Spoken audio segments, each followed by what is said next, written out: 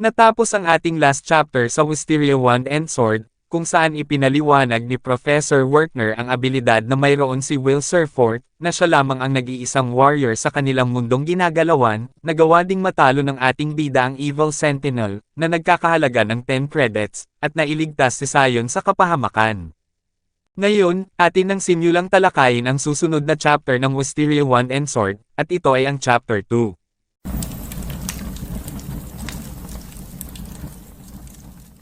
Nagsimula ang chapter kung saan tinuturo ni Professor Wertner kung paano maging Magie Evander.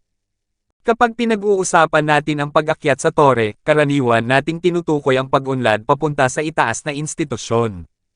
Upang maging isa sa mga Magie Evander na namumuno mula sa pinakatuktok na palapag ng Mercedes Coles, ang tore ng Salamangkero, dapat ka munang matanggap sa pinakamataas na institusyon ng pag-aaral, ang Upper Institute. Mayroong dalawang pangunahing paraan ng pag-unlad papunta sa Upper Institute. Ang una ay ang mag-imbento ng bagong uri ng salamangka. Ang pangalawa ay ang kumita ng tiyak na bilang ng credit sa akademyang ito. Kakaunting estudyante lamang ang nagtatagumpay sa una. Sa makatuwid, ang karamihan ng mga estudyante ay kailangang mag-focus sa pangalawa. At gayunpaman, malayo pa kayo sa pag-unlad papunta sa Upper Institute, kaya kayong lahat ay halos hindi pa handa magtapos. Ngayon, magre-review tayo hanggang sa mamula ang mga mukha ninyo. Pagkatapos ng klase ni Will, ay nag-usap sila ni Colette at sinabi ng dalaga, na narinig ko na medyo matindi na naman ang remedial class ni Professor Wertner. Sinaad ni Will, na oo, ito ay isang practice test pagkatapos ng isa pa, hindi pa kasama ang lahat ng brutal na drills. Sinabi naman ni Colette na pero nakuha mo ang lahat ng writing credit na meron, sa tingin ko medyo strict din si Professor Wertner, ano? Sinambit ni Will, na ay, wala talaga akong pag-asa sa spell work, actually, medyo mabait siya na mag-alok ng remedial classes, karamihan sa mga professor ay hindi magbabalawala ng ganito kalaking tulong. Sumang-ayon naman si Colette na mabait si Professor Wertner, habang si Professor Edward naman daw, ay hindi niya siya nakikitang nagbibigay ng extra lessons. Habang naglalakad ang dalawa, ay may napansin silang isang grupo na nag-uusap tungkol kay Sion. Ang pinag-uusapan nila na nakatalo daw si Sion ng Evil Sentinel na nagkakahalaga ng 10 credits na ikinagulat at ikinamangha ng mga tagapakinig. Sinabi naman ni Sion sa kanyang sarili na nagkakamali daw ang kanyang kasama sa kanyang inaakala habang nakita niya na dumaan sina Will at Colette na ikinainis niya. Sinunggaban ni Sion si Will at sinabihan na sino ka bang walang kwenta ka at sabay na nag-walk out ito habang hindi naman umimik si Will. Inilipat ang scene kay Professor Edward kung saan pinuntahan niya ang headmistress ng academy. Sinabi ni Edward na si Will Surfort ay deserve na ma-expel. Ang pangalan ng headmistress ay Caldron, at habang umiinom ito ng kape, sinaad nito kay Professor Edward na teka lang Edward, anong kaguluhan ito? Si Will ay nasa kanyang ika-6 at huling taon, ang pag-expel sa kanya matapos siyang makarating ng ganito kalayo ay, kumbaga. Hindi pinatapos ni Edward na magsalita ang headmistress at sinaad na hindi siya mage, isa siyang swordsman. Wala siyang puwang dito. Pinag-uusapan natin ang isang batang walang magic na nalalampasan ang mga mage. Ginamit ng headmistress ang kanyang wand, at lumabas ang imahe ni Will Surfort, habang sinaad nito na palagi siyang nakakakuha ng pinakamataas na marka sa pagsusulat, nagbibigay siya ng mga kamangha-manghang pananaw sa kanyang mga papel, kung iiwan ang maliit na detalye na hindi siya makagamit ng magic, ay halos hindi kapani-paniwala ang kanyang husay. Maaaring hindi siya maging isang Magie Evander, pero maaari siyang maging isang artificer, isang healer, at walang hanggan ang mga posibilidad. Isa sa mga tungkulin ng academy na ito, ay ang pagbuo ng mga tao na may kaalaman para sa Fated Day. Sinaad ni Professor Edward na ang batang iyon ay hindi naghahanap ng kaalaman, gusto niyang maging isang Magie Evander, at iyan mismo ang problema. Sinabi naman ng headmistress, nang kung ganoon ay isang ang issue yan, at sa ganong kaso, subukan mo siya. Ikaw na mismo ang gumawa, ngayong alam mo na ang katotohanan tungkol sa kanya. Kung hindi niya kayang pumasa sa iyong pagsusulit, saka mo maaaring pagdesisyonan kung aalisin mo siya. Sinaad ni Edward na kung sigurado ba siya dahil hindi siya katulad ni Wertner na mapagpatawad. Sinambit naman ng headmistress na walang problema tungkol naman sa pagsusulit, ikaw na ang bahala, mas alam mo ang tungkol sa Magi Evander kaysa sa sino man, subukan mo siya ayon sa iyong nais, at pagkatapos ay husgahan mo siya para sa iyong sarili, Dark Viper Mage. Inilipat ang scene sa study hall, kung saan si Will ay isinusulat ang kanyang pinag-aaralan. Nakasaad sa kanang sinulat na taong 344 ng Magical Era, sumiklab ang labanan ng Garza Ronso, nagsimula ang gulo ng ang mga duwende, na nagmula sa ibang mundo, ay hindi nasisiyahan sa patuloy na sobrang pagtatrabaho at pagsasamantala sa kanila, gayon din sa paboritismo ng mga tao sa mga diwata, isa pang lahi ng mga taga-ibang mundo, nagbuo ng hukbo na may 10,000 katao ang mga duwende. Bigla namang nagtanong si Colette na kung ano daw ang pinag-aaralan ni Will. Sinaad ng ating bida na nag-aaral ako tungkol sa mga makasaysayang pangyayari mula sa perspektibo ng ibang lahi. Sinabi ni Colette na mas mahusay ka na sa akin sa pagsusulat, sigurado akong hindi mo kailangang magporsige ng husto. Sinambit naman ni Will na kung mabigo ako kahit isang credit lang, hindi ako makakapasok sa mas mataas na institusyon. Bukod pa rito, ang mga duwende ay hindi rin makagamit ng mahika, at nakaka-relate ako sa kanila. Sila ay nagsagawa ng pagsulong laban sa isang malawak na hukbo ng mahika. Huwag na huwag kang susuko. Iyon ay mas makapangyarihan pa kaysa sa mahika. Tinanong ni Colette na kung si Professor Wertner ba ang nagturo sa kanya tungkol dito, habang sinaad ni Will na siya nga, at ito din daw ang kanyang paboritong kasabihan. Kaya kailangan pa niyang lubos na mag-aral.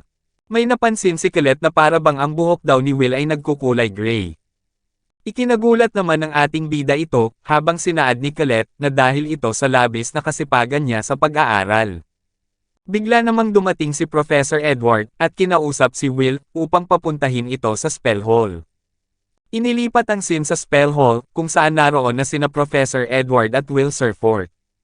Sinabi ng guro kay Will na hindi ko na kayang makita pa ang iyong mga pagkakamali sa mahika, kaya't nag-aalok ako sa iyo ng remedial class, at dapat mo akong pasalamatan dito. Hindi naman makapaniwala si Will, at tinanong na ang remedial class na kanilang gagawin, ay sa kanila lamang dalawa. Sinaad ng guro na tama, aking ipinagkakatiwala sa sarili ko na malaman kung ano talaga ang kakayahan mo, habang ginamit nito ang kanyang wand, at pinatamaan ang sahig na malapit kay Will. Ikinagulat nito ni Will, habang patuloy namang nagsalita si Edward, ang iyong gawain ay makapagbigay ng isang atake sa akin, hindi mo maaaring tanggihan ito, kung magtagumpay ka, bibigyan kita ng 5 credit sa spellwork, ngunit kung mabigo ka, aalis ka sa academy. Ang isang walang talento na tulad mo, ay walang karapatan na tumingin sa Magi Evander, ngayon ay binigyan kita ng dahilan upang makipaglaban, magsimula na tayo.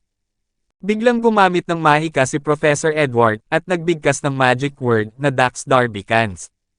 Inilipat ang scene sa lugar ng headmistress, kung saan pinatawag niya si Professor Wertner, para ipaalam sa kanya ang kanyang desisyon, na bigyan ng pagkakataon si Professor Edward, upang subukan ang kakayahan ni Will Surfort. Ikinagulat ni Professor Wertner ang sinabi ng headmistress, habang pinapanood niya ang dalawa gamit ang mahika ng headmistress na nasa kanyang likod. Tinanong ni Professor Wertner kung bakit daw niya ginawa ito, habang sinaad naman ng headmistress, na nasa kalagitnaan si Professor Edward, upang mapatunayan na karapat-dapat si Will sa academy, at hindi niya pinahihintulutan si Professor Wertner, na pigilan ito. Hindi sumang-ayon ang guro sa ginawa ng headmistress, dahil siya ay malapit ng higit sa sinuman sa pagiging isang Magi Evander. Maaaring hindi siya umabot, pero umabot pa rin siya sa tuktok ng tore, siya ay isang ascendant. Nagpakawala ng isang malakas na atake si Professor Edward gamit ang kanyang wand, na lumikha ng malakas na pagsabog. Nagawa namang maiwasan ni Will Surfort ang atake, habang napaisip ito, na ang Dax Darbicans ay isang mababang uri lang ng mahika, ngunit ang kanyang kakayahang gamitin ito ay napakalakas. Tumakbo ng mabilis si Will, patungo sa harapan ng guro, upang maglunsad ng isang atake gamit ang kanyang paa.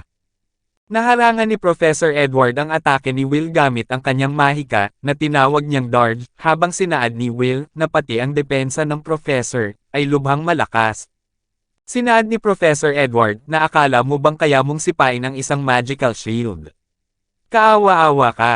Muling umatake ang guro, at nagpakawala ng apoy gamit ang kanyang wand, at habang sinusubukang dumipensa ni Will, ay napaisip ito na hindi man lang gumagamit ng incantation ang professor, at ang kanyang spell casting ay sobrang bilis.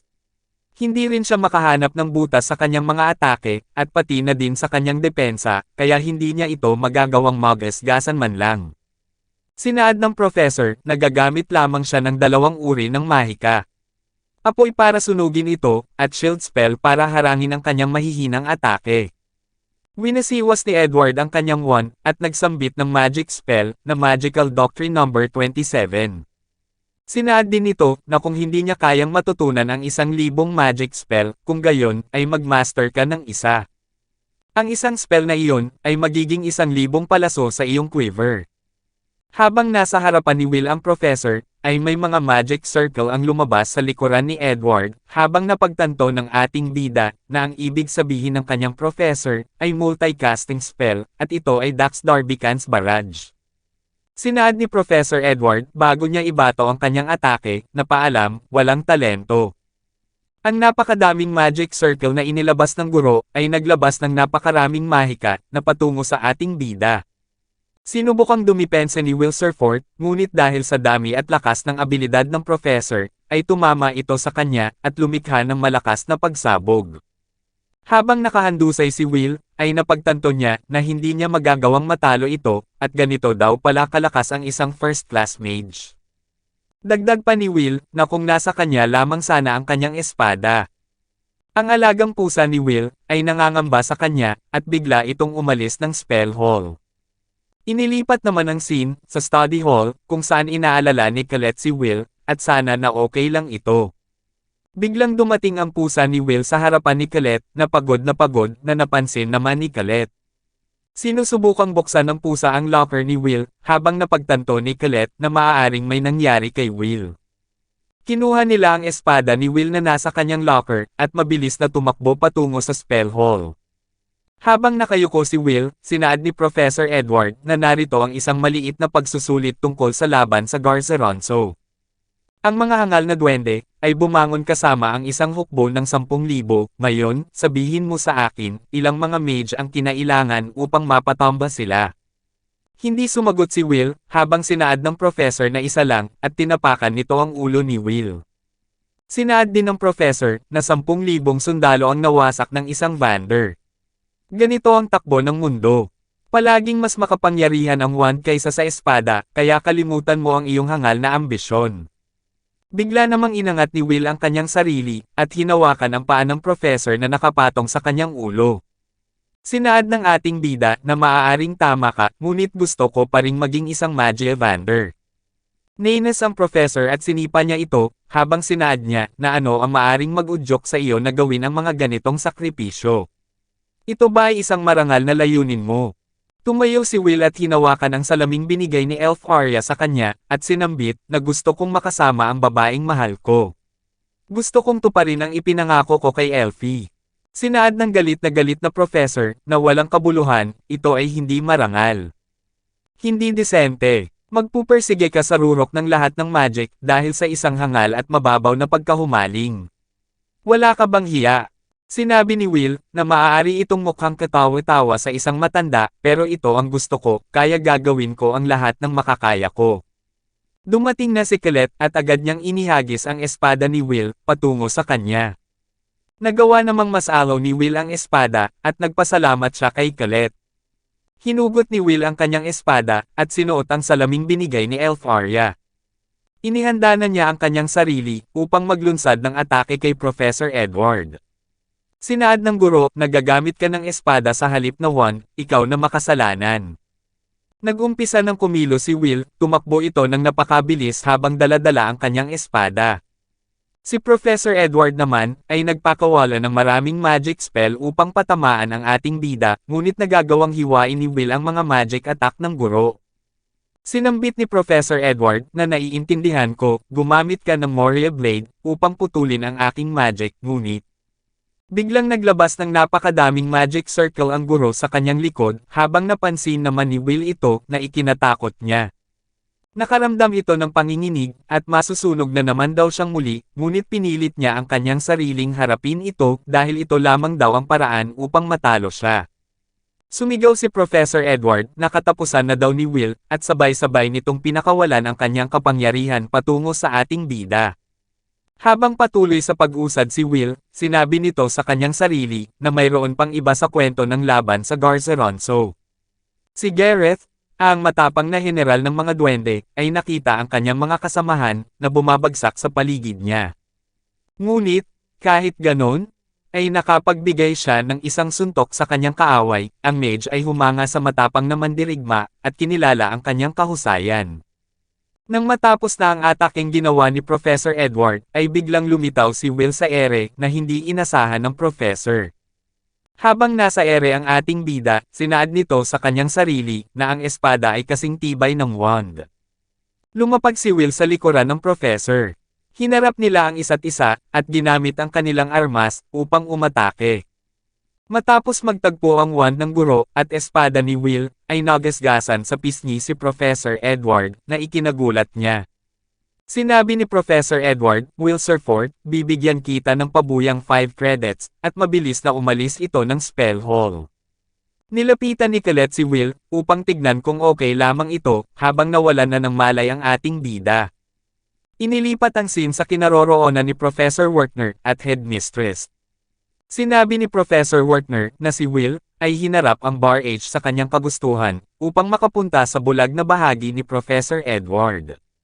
Sinaad naman ng Headmistress na oo, at may lakas ng atake na sapat upang masira ang isang magical shield. Isipin mo yun, isang pag-atake ng espada na kayang lampasan kahit ang mahika.